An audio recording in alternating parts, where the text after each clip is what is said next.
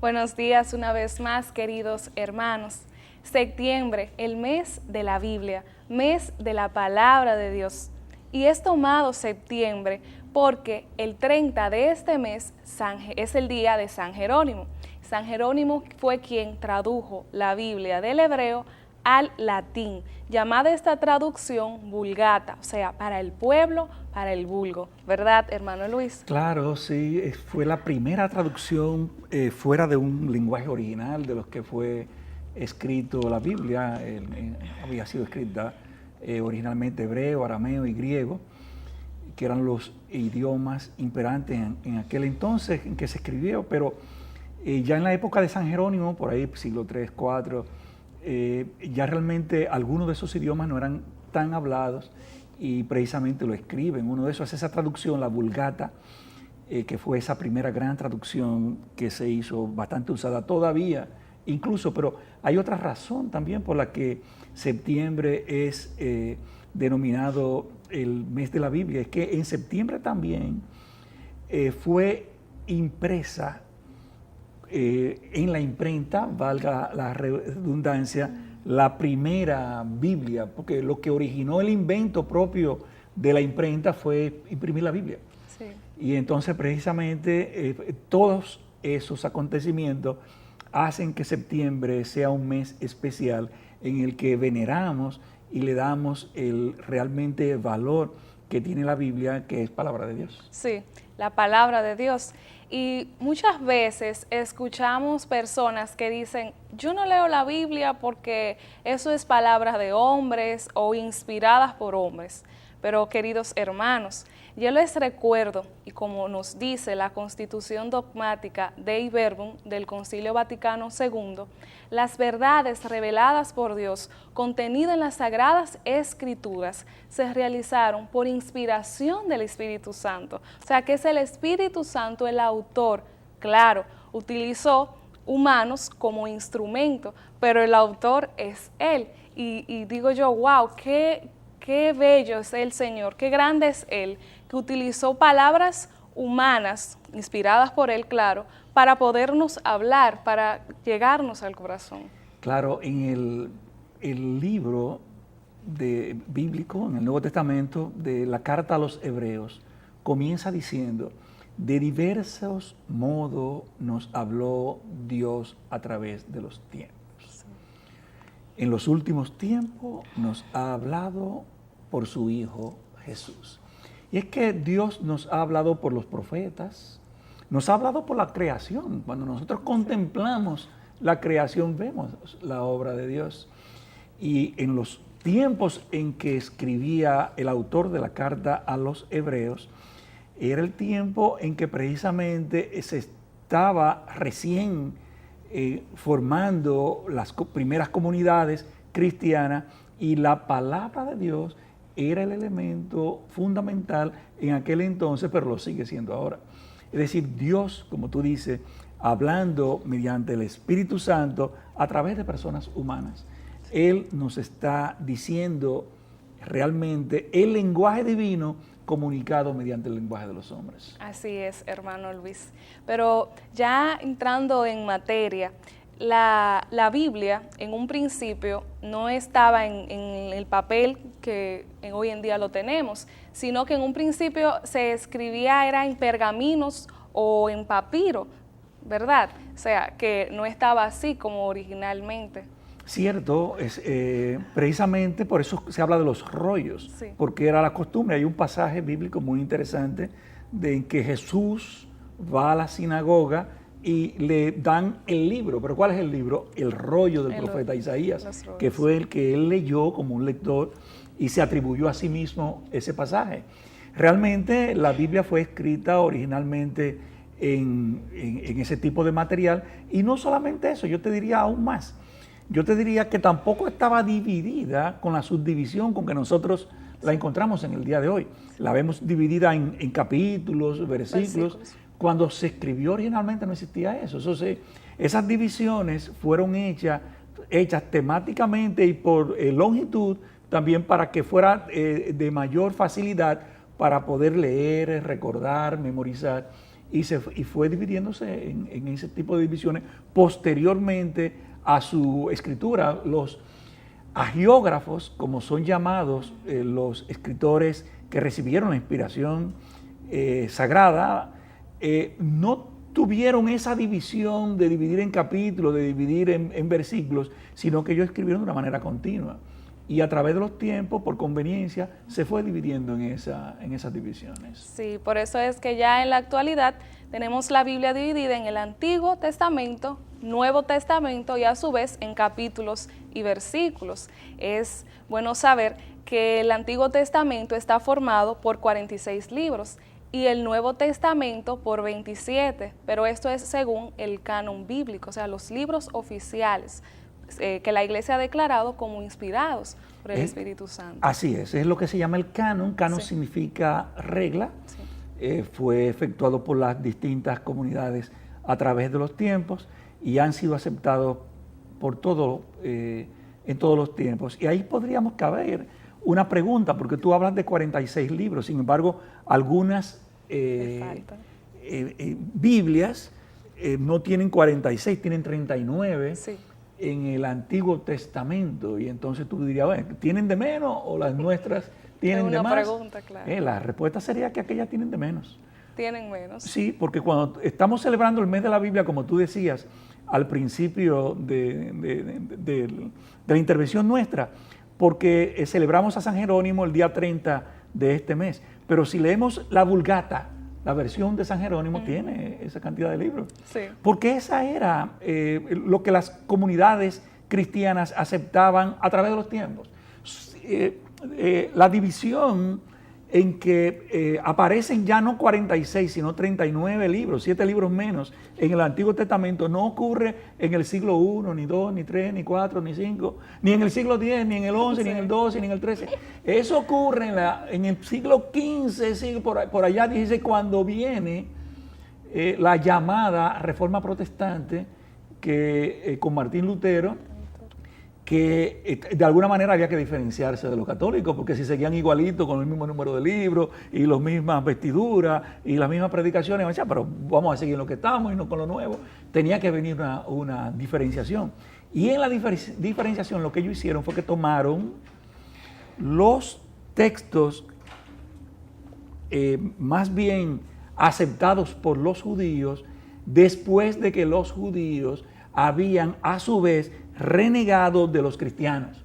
Porque al principio, cuando era lo mismo ser cristiano y ser judío, cuando los judíos iban al templo y participaban de la liturgia judía, era lo mismo, pero la cantidad de libros seguía siendo los mismos, pero luego hubo la necesidad de hacer una diferenciación y ahí es que ocurre ese rechazo a esos 7 libros llamados deuterocanónicos, que quiere decir segundo canon, y no como erróneamente algunos denominan apócrifos. Sí, falsos. Porque apócrifo quiere decir no inspirado o de nombre escondido, un autor escondido. No son apócrifos, son deuterocanónicos y han sido aprobados a través del tiempo por todas las denominaciones, porque en el siglo XV, siglo XIV, siglo XIII no había protestantes. Los protestantes ocurren ya cuando Martín Lutero reniega de la autoridad del papal y de muchísimas otras cosas, y tenía que darle un fondo doctrinal, y entre ese fondo doctrinal escoge renegar de 7 libros que ni hablan de la Virgen María, ni hablan del Papa, o sea, no hablan de diferencias, sencillamente eran aceptados por las comunidades judías que eran de la diáspora en los siglos 2 y 3 antes de Cristo, oye bien, y entonces fueron renegados por Martín Lutero, tomando más o menos una aproximación judaica en aquel entonces. Pero el hecho es que esos libros de la Biblia son necesarios porque en cierto modo aportan al fundamento de la fe. Pues solamente por mencionarte algo, y para no durar mucho tiempo ni profundizar, porque esto no es una clase al respecto, te menciono que Jesús mencionan los evangelios, a una fiesta en Jerusalén que era una fiesta llamada de la dedicación. Menciona uno de los evangelios. Pero cuando tú te pones a buscar cuál es esa fiesta de la dedicación, en ningún libro del Antiguo Testamento, exceptuando los libros de los Macabeos, hablan de esa fiesta. Entonces, por esa razón, nosotros asumimos que Jesús, su comunidad, todos los judíos de aquel tiempo tenían al libro de los Macabeos como libro canónico en aquel entonces, porque esa fiesta es mencionada en el primer libro de los Macabeos. Entonces, por esa razón y otras tantas, nosotros tomamos esos libros deuterocanónicos que otras versiones no católicas no lo mencionan. No son libros apócrifos, como le mencionan ellos, sino deuterocanónicos de una segunda ley. Sí, entonces, ojo hermanos, no cualquier Biblia se puede tener o comprar o leer, sino la Biblia que contenga los 73 libros aprobados por la Iglesia, ¿verdad? Entonces, ya en el Antiguo Testamento vemos cómo contiene los 46 libros y aquí se anuncia proféticamente, que esa es la importancia del Antiguo Testamento, se anuncia proféticamente la venida del Mesías, principalmente por el profeta Isaías. Y es hermosa el Antiguo Testamento porque narra la historia de salvación del pueblo de Israel, cómo Dios los liberó de la esclavitud de Egipto por Moisés, todos esos años en el desierto, al llegar a la tierra prometida. Y es una historia que la podemos adaptar a nuestra vida personal, hermano Luis. Sí, ciertamente. Los libros del Antiguo Testamento, aunque el nombre es antiguo, no quiere decir que están pasados de moda. Claro, no. Son libros completamente actuales. Pero la lectura del Antiguo Testamento tiene que hacerse teniendo en cuenta al Primer Testamento, al Nuevo Testamento. Sí, el Nuevo. Es decir, tú no puedes diferenciar una cosa de la otra y por esa razón muchas personas cuando comienzan a leer la Biblia y se encuentran con aspectos culturales de aquellos tiempos donde hay muchos sacrificios, mucha sangre, muchos hechos oscuros en el Antiguo Testamento, como que se le hace duro, difícil, sí. E inclusive algunas personas se ciñen únicamente por el Antiguo Testamento y le dan su principalía. Y todo el Antiguo Testamento está orientado al Nuevo, principalmente teniendo por cuenta a Jesús. De hecho, ya desde el Génesis, cuando uno lee el pasaje de la caída de nuestros primeros padres, de Adán y Eva, en la catequesis que es presentada en el capítulo 3, se lee un pasaje en el que luego de que ellos cayeron, cuando Yahvé habla precisamente con Adán y Eva sobre ese pecado, le dice a la mujer que un descendiente de ella le aplastaría la cabeza a la serpiente. Entonces, ese descendiente de esa mujer que habría de aplastarle la cabeza al demonio es Jesús. Claro. A ese pasaje que está en el capítulo 3 se le ha llamado el protoevangelio, porque está desde el comienzo del Antiguo Testamento hablando de Jesús. Y entonces nosotros tenemos que leer la Biblia, leer el Antiguo Testamento, teniendo en cuenta de que nos habla de que nosotros habíamos de ser liberados, salvados por Cristo Jesús, y todo ello, todo el Antiguo Testamento tiene como tendencia la salvación del hombre. Sí, así es. Y haciendo en énfasis en algo que mencionó anteriormente, es para la interpretación del Antiguo Testamento, porque fue escrito por personas que vivían en una determinada cultura, que tenían un vocabulario distinto al nuestro. Y muchas veces, Luis, encontramos personas que se escandalizan porque muestran a un Dios sangriento o vengador, ¿verdad? Así es. De hecho, hay un libro en más que un libro, hay una constitución, como tú decías, una constitución que es uno de los fundamentos de todo lo que hace la iglesia, lo que cree la iglesia respecto a la palabra de Dios, que está entre los documentos del Concilio Vaticano II. Sí. Los documentos del Concilio Vaticano II hablan de Uno de ellos es Dei Verbum, sobre la palabra de Dios. Y se llama, precisamente lo que nos dice es, en el numeral 12 nos dice lo siguiente: habiendo pues hablado Dios en la Sagrada Escritura por hombres y de la manera humana, para que el intérprete de la Sagrada Escritura comprenda lo que él quiso comunicarnos, debe investigar con atención qué pretendieron expresar realmente los agiógrafos y qué plugó a Dios manifestar con las palabras de ellos.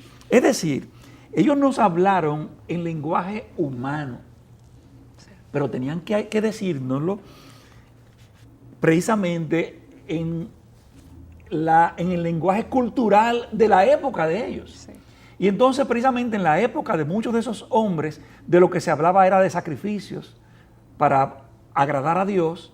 Y precisamente cuando en la Biblia nosotros vemos que pasajes se ve que se toma un buey, se degüella y se toma la sangre y se riega por acá y se habla de ello, y que uno va a tomar la hija para sacrificarla en nombre de Yahvé, nos escandalizamos. Sí.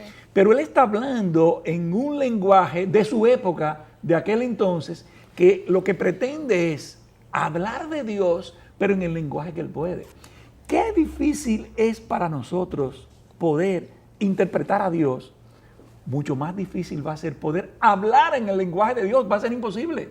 Tenemos que hablar en el lenguaje humano, en el lenguaje cibaeño para nosotros de aquí de San Francisco de Macorís, sí, para poder hablar de un Cristo vivo, resucitado, para poder poner los ejemplos que Él quiere decirnos. Sí. Entonces, fue la manera adecuada que Dios tomó para hablarnos a nosotros en el transcurso del tiempo, y tomó a hombres como tú, como yo, que pudieran hablar de Él en el lenguaje de cada uno de su época, en el lenguaje tuyo. No vas a hablar con tu lenguaje probablemente legal como abogado, que ya prácticamente eres. Yo tendré que hablar quizás como ingeniero, porque una vez practiqué la ingeniería. Y cada quien nos va a hablar en el lenguaje que él puede, para hablarnos de un Cristo vivo en este momento, que es Dios, que se ha encarnado en los tiempos.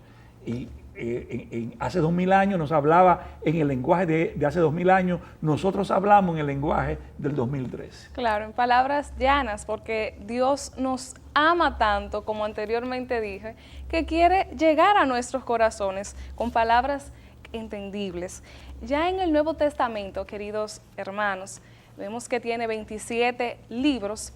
Y la Constitución Dogmática Dei Verbum dice que la palabra de Dios se manifiesta de manera especial en el Nuevo Testamento, porque como nos dice el evangelista San Juan, la palabra se hizo carne y habitó entre nosotros. Aquí se nos narra la venida de Cristo al mundo para salvarnos a cada uno de nosotros, y que tiene, por sobre todo, un origen apostólico, o sea, por la predicación escrita de los apóstoles. Pero aquí también quiero hacer un énfasis. No solamente fue la predicación escrita, también la predicación oral. Muchas de las enseñanzas de Jesús no están todas contenidas en la Biblia. También existe lo que es la tradición. Claro está, porque precisamente incluso palabras. Pablo menciona algo que en su época se mencionaba como una palabra de Jesús. Hay más alegría en dar que en recibir. Sin embargo, tú buscas eso en los evangelios, eso no está. Sí. Pero Pablo lo menciona como una palabra de Jesús. Dice Juan que Jesús hizo tanto y dijo tanto que no cabrían los libros sobre la superficie de la tierra para poder escribir los hechos y los dichos de Jesús. Es un compendio que cada uno de los escritores de aquella época hizo de acuerdo como una manera de catequesis y de transmisión a sus respectivas comunidades. Es decir, Marcos escribió para una comunidad con una necesidad específica y le habló en el lenguaje de esa comunidad. Pero lo propio lo hizo también Mateo, y lo hizo Lucas, y lo hizo Juan. Cada quien se dirigía a comunidades y tomaba un orden y tomaba un grado de importancia de determinados temas de acuerdo a las necesidades de sus comunidades. Si nosotros buscamos cuál fue el primer milagro de Jesús en los distintos evangelios, nos vamos a encontrar con sorpresas. Sí. Porque cada quien entiende que el primer milagro, todos entenderíamos que el primer milagro de Jesús fue la boda de Caná. Sí. Cuando en esa boda de Caná se multiplicó, se convirtió el agua en vino. Y de hecho lo fue porque Juan dice que ese fue el primer milagro de Jesús. Pero si tú te lees el Evangelio de Marcos, no se menciona ese milagro ni siquiera en ninguna parte. Te menciona como primer milagro la liberación de un endemoniado, de un poseído. Y lo mismo pasa en Lucas, un milagro similar. Y cuando buscan Mateo, ni siquiera fue ninguno de esos dos, ni tampoco fue lo del agua en vino, sino más bien el primer milagro que menciona Mateo fue la liberación, la sanación de un leproso. Pero ¿qué significa que ellos narraran primeros milagros de una manera diferente? ¿Que era mentira? No. Que las necesidades de su comunidad eran diferentes. Mateo, que se dirigía a judíos, para ellos la lepra significaba pecado. Y era lo que el Salvador, el Mesías, tenía que venir a hacer. Y por eso Mateo menciona en el primer milagro que narra la sanación de un leproso. Porque tenía que venir el Mesías a liberarnos de la lepra del pecado. En tanto que para Lucas y Marcos, que no se hablaban a judíos, sino a paganos, para ellos la lepra no era importante. Para ellos lo importante era que la liberación de espíritus, de demonios que habían en las personas, y lo mencionan como primeros milagros. Es decir, esos evangelios están narrados en un orden y en un grado de importancia que dependía y que estaba dirigido a las necesidades propias de cada comunidad. Sí, y algo, no hay 4 evangelios, solamente un evangelio, pero según 4 evangelistas, que es bueno conocerlo. Queridos hermanos, este interesante tema no nos daría el tiempo para abarcar porque es precioso, pero yo les quiero invitar a ustedes a que respeten la Biblia. Vamos a venerarla porque es Jesús palabra. Muchas veces tenemos recibos de la luz y un sinnúmero de cosas dentro de la Biblia y hay que respetarla y ponerla en su lugar. También conocerla y amarla, porque no podemos amar lo que no conocemos. Vamos a leer la Biblia, meditarla, a orar con ella, siempre iluminados por el Espíritu Santo de Dios.